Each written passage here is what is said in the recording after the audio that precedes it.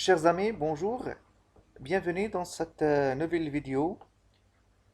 Cette vidéo est destinée à ceux qui veulent apprendre le français et qui ont un certain niveau et à tous les étudiants et les étudiantes poursuivant leurs études en études françaises, module morpho-syntaxe S4.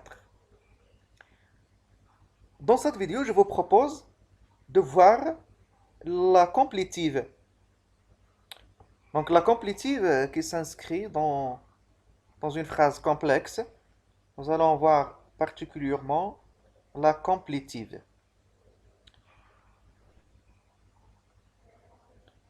Dans cette vidéo, nous allons essayer d'aborder ce que c'est la complétive, les fonctions de la complétive. Alors avant de commencer, si vous n'êtes pas encore abonné à ma chaîne YouTube, n'oubliez pas de vous abonner, n'oubliez pas de liker la vidéo, de la partager, de nous laisser des commentaires dans lesquels vous pouvez laisser vos questions, vos remarques, vos suggestions. Euh, Ils seront toujours les bienvenus. Alors commençons. Les propositions subordonnées introduites par la conjonction que sont appelées propositions complétives.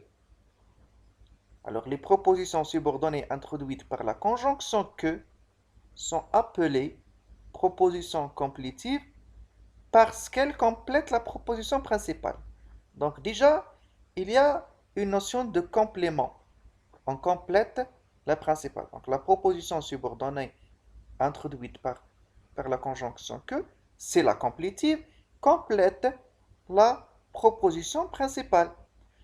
Elles sont à l'indicatif ou au subjonctif selon le sens du verbe de la principale. Là, on parle du mode de la complétive. Alors, la complétive, le verbe de la complétive peut être conjugué à l'indicatif, peut être conjugué au subjonctif selon le sens du verbe de la principale. C'est-à-dire, c'est le verbe de la principale qui commande le verbe de la complétive. Prenons l'exemple suivant. Je trouve que la vie dans une grande ville est stressante.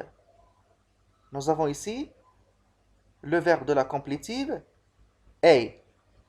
Je je trouve, la complétive que la vie dans une grande ville est stressante, c'est une complétive. À partir de que jusqu'à stressante. Le verbe de la complétive est, c'est l'indicatif. Alors, on a utilisé ici un verbe, je trouve, qui est un verbe d'opinion, qui est un verbe de réalité. C'est pour cela qu'on a utilisé l'indicatif. L'exemple suivant, deuxième exemple, je regrette que la vie dans une grande ville soit si stressante. Alors la complétive commence ici, que la vie dans une grande ville soit stressante, c'est la complétive, le verbe conjugué à quel mode? Au subjonctif. Pourquoi? Parce que le verbe de la principale qui commande le verbe de la subordonnée, on trouve regrette. Le verbe regretter, c'est le verbe de sentiment. Alors c'est la raison pour laquelle on a utilisé le subjonctif.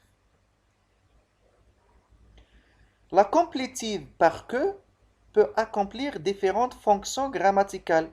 Là, on parle des fonctions de la complétive.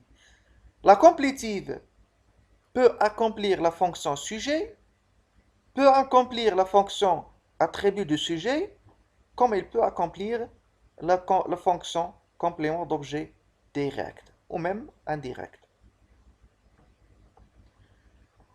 Commençons par exemple par les conjonctives sujets, c'est-à-dire les complétives qui, qui accomplissent les fonctions sujets.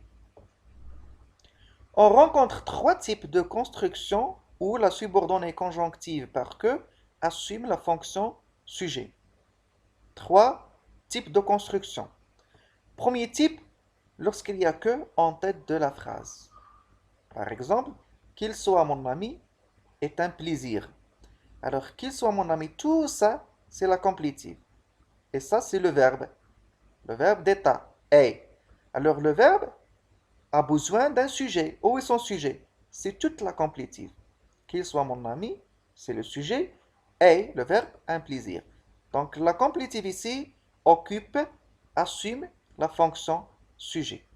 Dans ce type, la conjonctive qu'il soit mon ami assume la fonction sujet et précède la principale, c'est-à-dire vient à l'entête de la phrase. C'est l'absence de support pour la conjonction que qui a rendu possible son antéposition par rapport à la principale.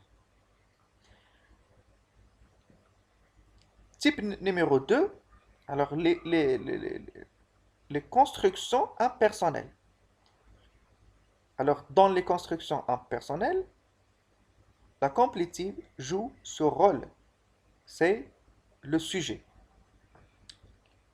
Prenons l'exemple suivant. Elle était très commode que la justice se chargea de ces détails.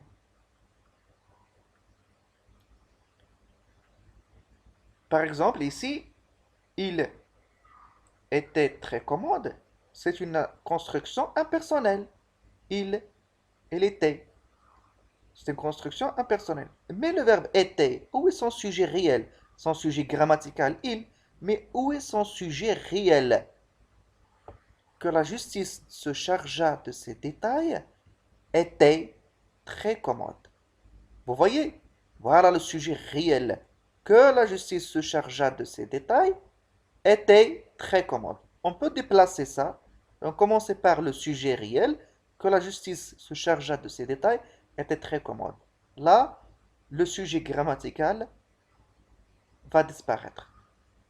On trouve la construction normale de la subordonnée par que avec la structure P1, elle était très commode, plus que, plus P2, la justice se chargea de ces détails. Alors, dans ce type, la subordonnée conjonctive assume la fonction de sujet réel. Que la justice se chargea de ces détails était très commode. Ça, c'est le sujet réel.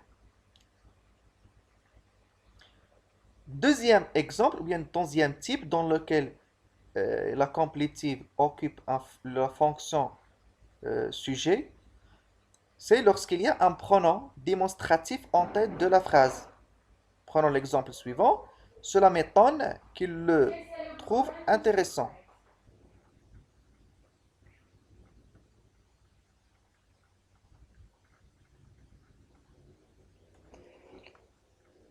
Les attributs, exemple, et le fait est que la mort de Madame Morceau l'a beaucoup affecté. Alors, comme vous voyez, la complétive ici est que, ou bien que, la mort de Madame Morceau l'a beaucoup affecté. Et le fait est, bien le fait est, donc ça c'est le verbe être, donc c'est un verbe d'état. Et puis, ce qui vient après le verbe d'état, c'est l'attribut. Donc, et le fait est que la mort de Madame Morceau l'a beaucoup affecté, c'est un attribut. Alors, le mode de la conjonctive attribut, dans cet exemple, est l'indicatif. Donc, elle donne un contenu à un état réel. Mais il est possible d'avoir le subjonctif. C'est le sens du sujet de la principale qui fonctionne comme support de la subordonnée qui détermine le mode. La règle est qu'on vienne à l'heure. Par exemple, ici on peut utiliser le subjonctif. La règle est qu'on vienne à l'heure. Donc le verbe d'état, que on vienne à l'heure, c'est la complétive, la fonction attribut. Alors les complétives compléments d'objet. Les complétives compléments d'objet, ce sont les complétives les plus fréquentes et les plus typiques. Les verbes dont elles dépendent se réfèrent à des actes psychologiques et ont donc pour sujet des êtres animés, généralement humains. Il peut s'agir de déclarations, de jugements, de sentiments ou encore de volonté. Beaucoup de verbes désignent de telles réalités ont la propriété de se construire avec une complétive. C'est le cas de dire, déclarer, raconter, penser, croire, juger, savoir, découvrir, démontrer, sentir, etc. Cependant, le mode change dans la subordonnée selon le sens et la construction des verbes dont ils dépendent. On peut repartir ceci en deux grandes classes. Il y a des verbes posant la réalité du fait. Dans cette classe, on rangera les verbes exprimant principalement la constatation, par exemple découvrir, trouver, s'apercevoir, ou bien la perception, par exemple voir, entendre, sentir, la croyance, par exemple croire, penser, espérer, douter, la connaissance, savoir, la déclaration, dire, affirmer, prétendre, soutenir, nier, etc. Par exemple, j'ai constaté aussi que devant moi la route tournait. Je pense que vous avez compris, c'est une complétive. Il m'a dit que maman aimait beaucoup son chien. C'est une complétive. Que maman aimait beaucoup son chien. Mais le verbe de la subordonnée, le verbe support, c'est dire. Dans les deux exemples ci-dessus, la conjonction que s'est appuyée sur des supports verbaux constatés et dits. Pour introduire la subordonnée, ces verbes affirment la réalité du fait.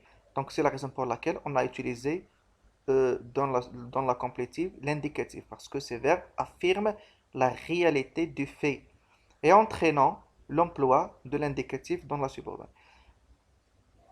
Deuxième classe, il y a des verbes de volonté et de sentiment, d'attente, de souhait, etc. Par exemple, ordonner, défendre, obtenir, vouloir, interdire, exiger, désirer, craindre, s'étonner, se réjouir, attendre, souhaiter, on vient.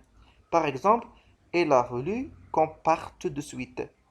Ici, le verbe vouloir, c'est un verbe qui exprime la volonté. Donc, c'est la raison pour laquelle on a utilisé le subjonctif dans la complétive. Elle a voulu quoi? Qu'on parte de suite. Donc, qu'on parte de suite, c'est une complétive, la fonction complément d'objet direct, et le mode subjonctif parce que vouloir exprime la volonté. Le verbe du principal est un verbe de volonté voulu qui exprime un fait éventuel ou bien la volonté dont la réalisation dépend de la participation du sujet de la subordonnée. Alors ces types de verbes sont suivis d'une conjonctive au subjonctif, car le fait exprimé par le verbe de la subordonnée n'est pas réalisé.